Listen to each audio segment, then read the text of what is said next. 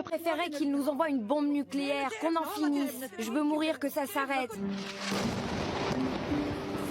C'est le quotidien pour plus de 2 millions d'habitants. Chaque matin après une nuit de bombardement, un décompte sordide de victimes dans des frappes qui n'épargnent aucune zone de la bande de Gaza. Des familles brisées dans cette guerre déclenchée après les massacres perpétrés par le Hamas le 7 octobre 2023. Tsahal continue de traquer les combattants du mouvement islamiste alors qu'une cinquantaine d'otages sont encore captifs, dont seulement la moitié encore en vie. Parce qu'Israël interdit l'accès à Gaza à la presse étrangère, nous avons demandé à 3 journalistes palestiniens de filmer pour nous le quotidien de ses habitants. Petite escale, 6e étage, on continue.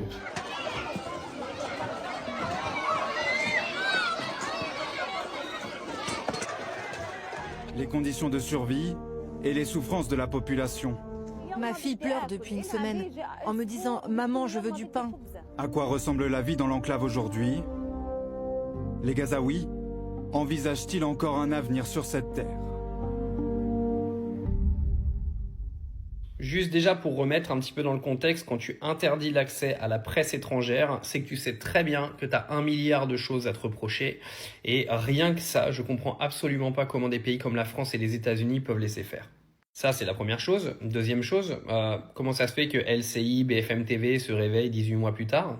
Ça fait 18 mois en fait qu'on explique que ce qui se passe là-bas est une honte, un scandale, que des gens meurent tous les jours. Et 18 mois plus tard, vous avez LCI et BFM TV qui se réveillent pour vous faire des documentaires sur ce qui se passe à Gaza. Parce que pendant 18 mois, ça a été Benjamin Netanyahou répond à l'attaque du 7 octobre. Il est légitime à le faire, c'est normal, c'est une guerre. Et voilà. Et maintenant, 18 mois plus tard, on vient vous expliquer que la population est en détresse, que c'est la famine, qu'il y a des morts de partout, que c'est devenu invivable. On vient même vous dire à la fin, est-ce qu'il y a un avenir sur Terre pour les Gazaouis?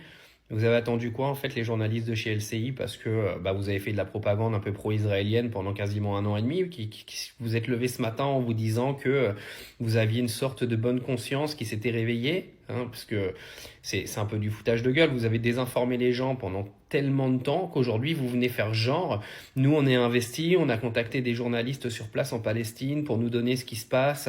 Vous foutez de la gueule du monde ou quoi? Les journalistes en Palestine, il y en a des dizaines qui se sont fait tuer. Ils relaient depuis plus d'1 an et demi tout sur les réseaux sociaux. Et vous allez me faire croire que vous aviez eu besoin, 18 mois plus tard, de contacter des journalistes sur place pour avoir des images. Moi, j'ai des images depuis quasiment 2 ans. Ça fait 1 an et demi, 2 ans que j'ai des images. Vous venez me raconter quoi? Je suis pas journaliste, moi. Moi, je fais juste des vidéos TikTok. Des journalistes palestiniens, il y en a partout. Donc, fallait se réveiller il y a 18 mois. C'est trop tard maintenant.